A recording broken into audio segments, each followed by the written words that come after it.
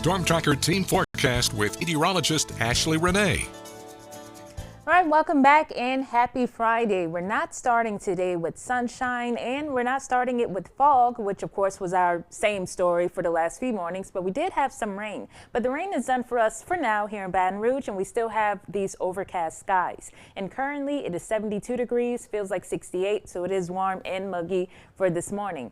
Now again, we had some rain falling overnight, but most of that has shifted a little bit northward and northeastward out of the way. It's basically over South Mississippi at this time, but there are still some isolated showers over St. Tammany Parish, just a little bit closer to the coast near Port Sulphur, and some rain still moving out of Point Coupee, West Feliciana, and northward into Wilkinson County. But again, for some of you, as you're about to leave home this morning, you don't have to worry about rain for your morning commute.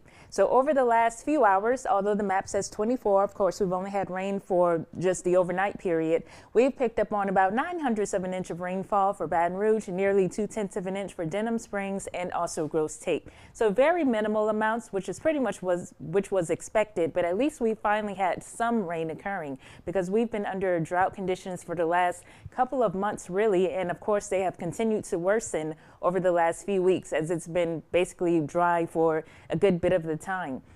So we have abnormally dry drought conditions over most of our area. That's the yellow color, but we also have some spots of moderate drought and also severe drought conditions a little bit farther west of our viewing area, that little shade of orange that you're seeing near Henderson.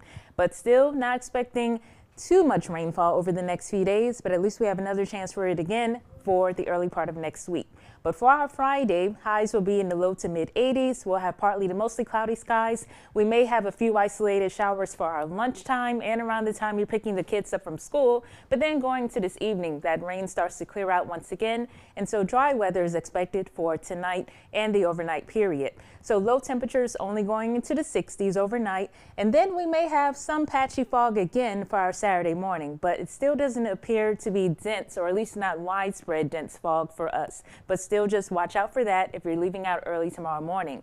But this weekend, although we get that cold front, of course, it's not going to do much for our temperatures. Mornings will still be in the 60s this weekend, and afternoon highs will be near 80. So if you're going to LSU's game tomorrow, the little bit of rain we're expecting for tomorrow should be gone by the time the game starts in the evening. So looking at that cold front moving through during the day tomorrow, we may get some isolated showers late morning, early afternoon, last of it still clearing out before the game begins. And the rest of the weekend just pretty much stays dry. And then as we head into next week, here comes that next low pressure system. So we're still expecting isolated to scattered showers for Monday through Wednesday. Then once that front leaves us, we'll have cooler and drier weather for the end of the week. Temperatures going down into the low 60s for Thanksgiving and Black Friday. But between now and about Monday, highs staying near 80, then finally getting cooler throughout Thanksgiving week.